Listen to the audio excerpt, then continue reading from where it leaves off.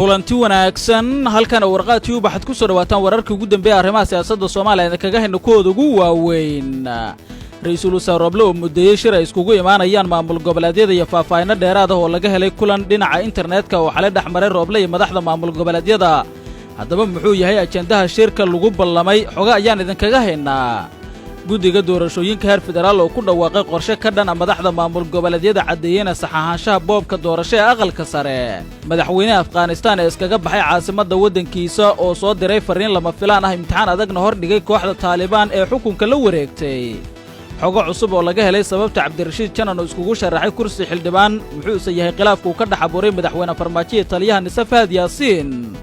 madaxweynaha Hirshabelle Cali Gudlaawe oo loo ogolaaday inuu tago magaalada Beledweyne iyo xoga laga helay heshiiska odayaasha beesha xawaadle lagu qanciyay iyo faahfaahinno dheeraad ah oo laga helay ujeedka safar Ra'iisul Wasaare Maxamed Xuseen Roble maanta ugu baxay wadanka Masar qodobadaas ayaan ku faahfaahin doonaa warka insha Allah waana isniin taariikhda ay ku beegan tahay 16 bisha 8 ee Agoosto sanada 2021 daawada nagala qayb qaado faafinta warkan adigoo gaarsiinaya asxaabtaada kuna shaargaraynaya baraha bulshada waad ku maasan tahay qaybta commentiga haddii aad nagu raabta aragtidaada mar kale kulanti wanaagsan aynu ku bilowno warka warqaatiyo madaxda golaha wadatashiga qaranka oo ka kooban dawladda federaalka Soomaaliya madaxda maamul goboleedyada iyo maamulka gobolka Banaadir ayaa xalay waxay yeesheen kulan fogaan arag ah oo looga hadlay arrimaha doorashooyinka iyo siyaasadda guud ee dalka Ra'iisul Wasaaraha Jamhuuriyadda Soomaaliya Mudane Maxamed Xuseen Roble ayaa shir gudoomiyay kulankan fogaan aragga ah madaxdu ay yeesheen waxaana uu muddeeyay kulan ay iskugu imaanayaan magaalada Muqdisho ee caasimadda dalka madaxda maamul goboleedyada maamulka gobolka Banaadir iyo xukuumaddiisa loogana hadlayo arrimaha doorashooyinka iyo hanaanka ay tahay in loo maro doorashooyinka dhiman si loo daadajiyo hanaanka doorasho isla markaasina waqtiga loogu talagalay loogu qabto doorashooyinka Soomaaliya Ra'iisul Wasaare Maxamed Xuseen Roble ayaa madaxdan u sheegay in 19 bishan oo ku beegan maalinta Khamiista ah ay iskugu yimaadaan magaalada Muqdisho ee caasimadda dalka si kulan halkaas uga bilowdo loogana wada arinsado arrimaha doorashooyinka iyo sidii lagu heli lahaa dhaqaalaha dhiman ay tahay in lagu qabto doorashada dalka war qoraal oo ka soo baxay xafiiska Ra'iisul Wasaare Maxamed Xuseen Roble loogana warbixiyay waxyaabihii sida goonida looga hadlay kulanka fogaan aragga ayaa lagu yiri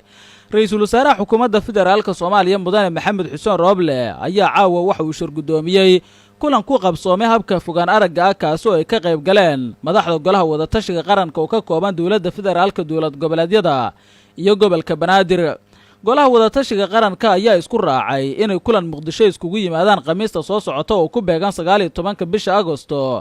kaas oo diiradda lagu saari doono u diyaargarowga doorashooyinka golaha shacabka diyaarinta habraaca doorashooyinka raadinta dhaqaalaha dhiman ee ku baxaya doorashooyinka ee aan weli soo xaroonin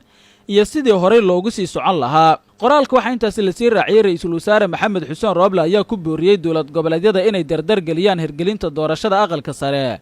si looga baaqsado dib u dhac ku yimaada hanaanka doorasho ee dalka loona gaaro jadwalka doorashooyinka oo la ilaaliyo waxaa kulankan uu ku soo aadaya iyadoo cabasho badan laga muujinayo habka loo maray soo xulista xildhibaanada aqalka sare ee baarlamaanka Soomaaliya madaxda midowga musharaxiinta mucaaradkana kulamo ay uga socdeen magaalada Muqdisho ee caasimadda dalka maantana la filayo in warmurtiyada ay ka soo saaraan kulamada saddexda maalin qaatay Ra'iisul Wasaare Maxamed Xuseen Roble fariin ay u diraan ku aadan hanaanka doorasho ee dalka in wax ka bedel lagu sameeyo qaybihii hore ee warka warqaatiyo ay daawanaysan guddiga maamulka doorashada Soomaaliya ayaa cadeeyay walaac ay ka qabaan boobka doorashooyinka maamul goboleedyada ay ku sameeyeen xilli ay cadeeyeen in la marooqsaday kuraasta aqalka sare guddiga ayaa qaba in mar kale maamulada xusulduub ay ugu jiraan in si la mid ah kuraasta aqalka sare ay u maamulaan xildhibaanada aqalka hoose ee baarlamaanka Soomaaliya kuraastooda boob kale oo doorashana uu ka dhaco maamul goboleedyada dalka ka jira gudoomiyaha guddiga doorashooyinka dadban ee heer federaal Maxamed Xasan Ciro ayaa waxa shaac uu ka qaaday inuu jiro qorshe madaxda maamul goboleedyadu ay kula wareegayaan 60% maamulidda xulista xildhibaanada aqalka hoose sida laga soo xigtay Ciro mowqifka guddiga ee ku aadan arrintan waa inuusan marnaba ogolaan doonin maadaama ay khatar ku tahay daahfurnaanta doorashooyinka dalka kuraasta beelaha ayaa iska leh qabaa'ilka in loo madax banneeyana waa hufnaanta doorashada annaga guddi ahaan ma aqbali karno in xulista aqalka hoose loo gacan geliyo madaxda maamul goboleedyada sida aqalka sare ayuu yiri gudoomiye Ciro dhawaqan Ciro ka soo yeeray wuxuu ku soo aadayaa iyadoo qaar ka mid ah maamul goboleedyadu dalka ay bilaabeen xulista xildhibaanada aqalka sare ayna sida wax ay u socdaan walaac ay ka muujiyaan xubno ka mid a musharaxiinta mucaaradka maadaama boob doorasho uu ka dhacay maamul goboleedyada islamarkaana madaxda maamul goboleedyadu shakhsiyaal xigtadooda iyo taageerayaashooda ay ku soo saarteen doorashooyinka aqalka sare. Cirro mar uu ka sii hadlaya arrimaha doorashooyinka waxa uu yidhi doorashadu waxay micno ku samaynaysaa in loo tartamo madaxweynaha maamul goboleed kasta waa inuusan ka reebi karin tartanka qof uu necab yahay, sidaasi ayaa doorashada la dhihi karaa ayuu yidhi Cirro. waxaa intaas hadalkiisa uu sii raaciyey laakiin doorasho laguma tilmaami karo ninkii aan rabana waan ku darayaa, qofkii aan necab ahana waan ka reebayaa. Cirro oo u warramay TV-ga Universal ayaa rumaysan in hannaanka ninjeclaysiga uu khatar ku yahay jiritaanka Soomaaliya,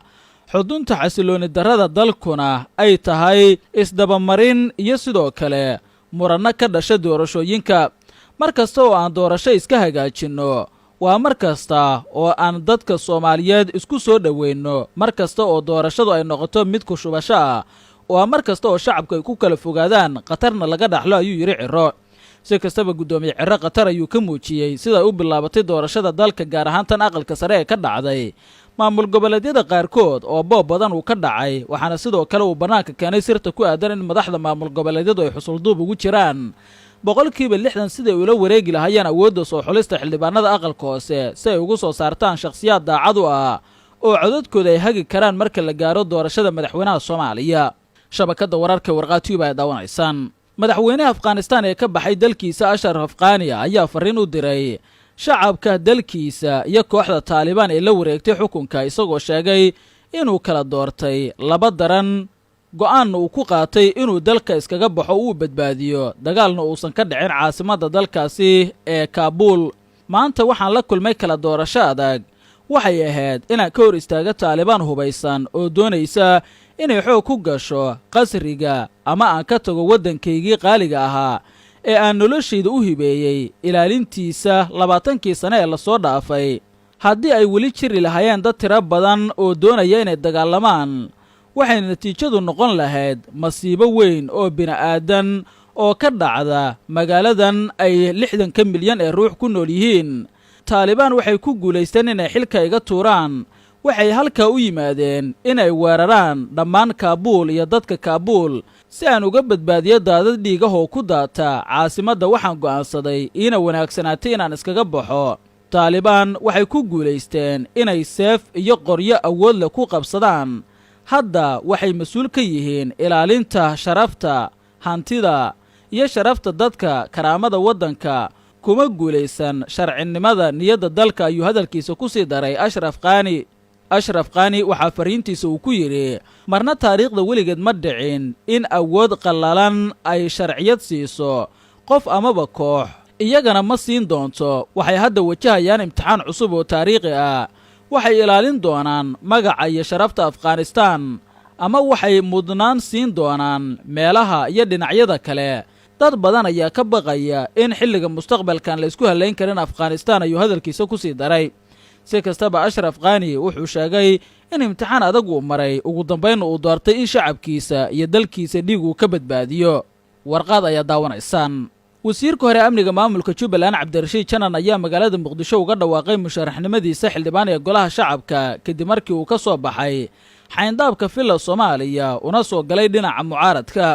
Cabdirashiid Janan oo muddo badan dagaal kula jiray dowladda federaalka Soomaaliya ayaa bilooyin ka hor isku soo dhiibay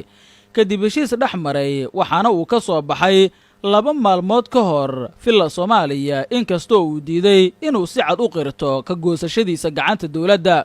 haddaba kursiga uu Janan shaaciyey inuu u taagan yahay ayay sumadiisu tahay Hob 116, kaasi oo deegaan doorashadiisu ay tahay degmada Garbahare ee gobolka Gedo ee maamulka Jubbaland. kursigan ayaa waxaa xilligan ku fadhiya xildhibaan Cabdulqaadir Aadan Nuur, waxaana jira musharaxiin dhowr ah oo uu ka mid yahay Cabdulqaadir oo u taagan kursigaasi, sida qaarkood ay ka sheegeen warbaahinta. kursigan oo deegaan doorashadiisu ay tahay degmada Garbahare ayaa waxaa si weyn iskugu haya madaxweynaha muddaxileedkiisu uu dhammaaday Maxamed Cabdullaahi Farmaajo iyo madaxweynaha dowlad goboleedka Jubbaland Axmed Islaam Axmed Madoobe oo mid walba uu ka mid uu doonayo inuu isagu maamulo.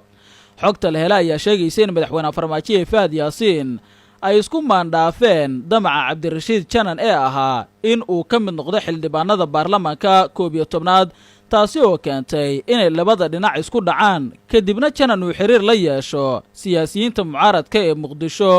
oo midkood uu marti u yahay amaba hoygiisa uu ku martigeliyey. arrintan ayaa dhabarjab ku ah madaxweynaha mudaxileedkiisu uu dhammaaday maxamed cabdulaahi farmaajo oo isdhiibidii cabdirashiid janan ka dhigay guul weyn oo siyaasadeed.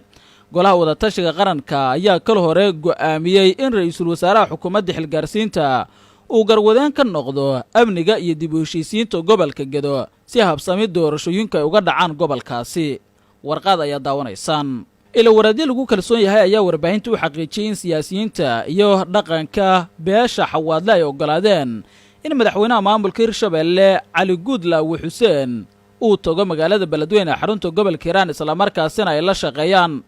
kulamo maalmihii lasoo dhaafay ka socday magaalada muqdisho ayaa hadda u wareegay magaalada beledweyne waxaana la filayaa in odayaasha dhaqanka iyo siyaasiyiintu ay soo bandhigaan waxyaabaha ay kula heshiin karaan madaxweyne cali guudlaawe kadibna loogu yeero magaalada beledweyne ee xarunta gobolka hiiraan. siyaasiyiinta xawaadle ayaa istusay in cali guudlaawe uu haysto sharciyadda iyo mudaxileedka uu ku shaqaynaya maamulkiisa islamarkaana haddii ay iska diidaan la shaqayntiisa ay ku waayi doonaan waxyaabo badan oo gobolka xaq uu u leeyahay. xildhibaanadii siyaasiyiin beesha xawaadle u dhashay ayaa sabdidii gaaray magaalada beledweyne iyagoona halkaasi ka bilaabay kulamo isdaba jooga oo ay la qaadanayaan odayaasha dhaqanka ugaaska beesha xawaadle iyo siyaasiyiinta waxaana dhammaantood ay isku raaceen in lala shaqeeyo maamulka cali guudlaawe. guud ahaan intaas ayaan kusoo gabagabaynayaa warkaad kala socoteen warqaad tube daawad haddaad ku cusub tahay channelka nagu soo biir subscribe dhowr kuma kadibna fura gambaleelka tan iyo kulanti daba nabaday.